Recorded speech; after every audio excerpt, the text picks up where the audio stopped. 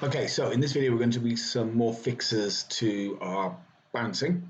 And in the last video we finished off that it was mostly working, our squish was working and we could see it bouncing off the left, but when it bounced off the bottom, you had this weird artifacting where, there we go, it would just shrink down.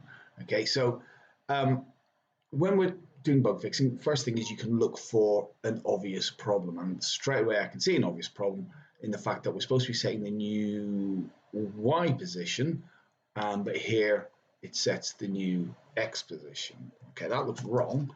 I'm not sure why that would cause that particular error. Oh yeah, no, possibly because it's not. Yeah, no, why that is because it's not. That's why we go to the -1, so that it stood just off the. Okay, there we go, and that works.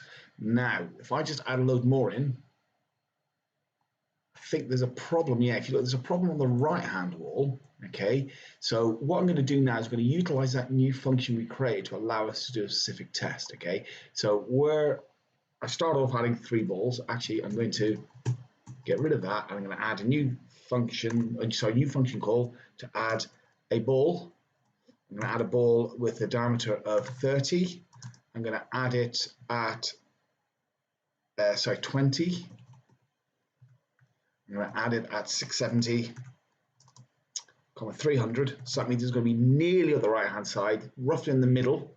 I'm going to set it with a starting x velocity of 7 and starting y velocity of -5, simply because I want it to not fall down too quickly. But the 7 means it's now moving towards, and within 2 steps, I should be in a position where the ball should start to be in the right-hand wall.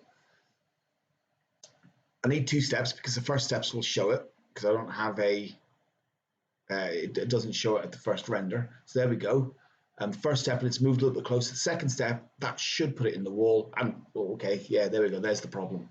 It's okay. Right, so what we'll do is I'm going to go back to the wall. Now that I can see that's definitely happening. So this is bouncing off the right wall. So I'm going to put a breakpoint there. So to put the breakpoint, you go over to the left-hand side. You click on that. Wherever the red dot is, that is a breakpoint. I'm putting on the wrong one. I want it to be there. There we go. Okay, and that means when it gets this line of code, it will stop. Okay, and it's going to allow me to step through and see what the problem is. So let's run this again. This is where it's important to get your test ball put in the exact position you want it to be. So I click step, and there we go. We're here. So our X pos is 684. Well, there's the problem. We're looking at the Y pos, not the X pos. This keeps coming up. Okay, and that should actually allow me to hot swap as well.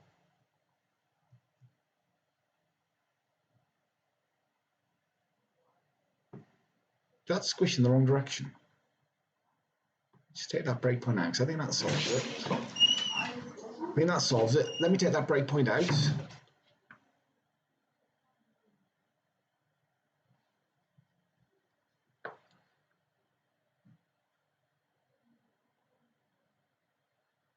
Okay, that did solve it, but that looks like it's squishing in the wrong direction. So let's just check. I definitely have a squish X. Well, that's a squish Y. That should be a squish X. And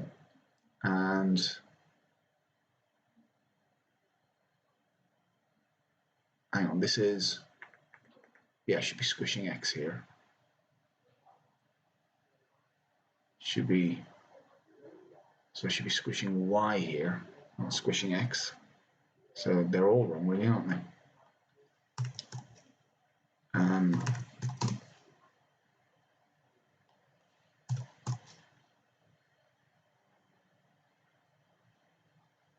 So let's have a look in the actual squish code itself.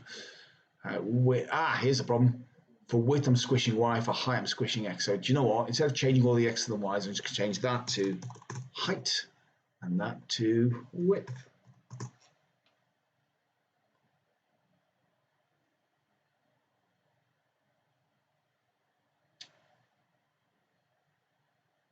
So I'm feeling confident, so I'm just going to press start. I suppose stepping and hopefully should visually see the right thing. There we go.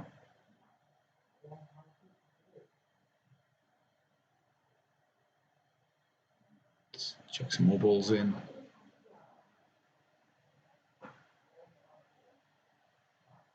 All right. We've more or less seemed to have it working. I'm going to add loads more balls, see if I get any problems at the top.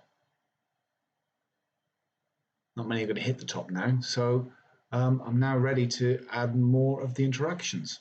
Okay,